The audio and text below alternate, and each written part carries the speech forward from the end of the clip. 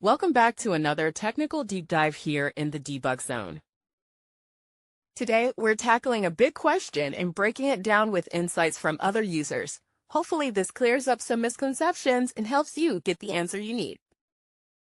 So, buckle up, stay a little curious, and let's jump right in.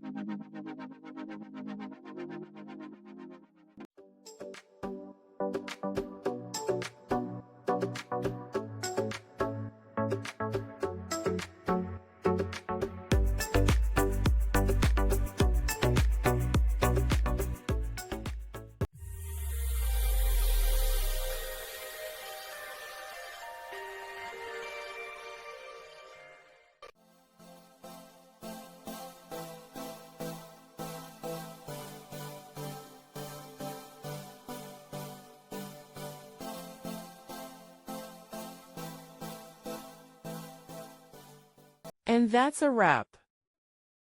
I hope you found the answer you were looking for. If you did, take a second to hit that subscribe button. It really helps out.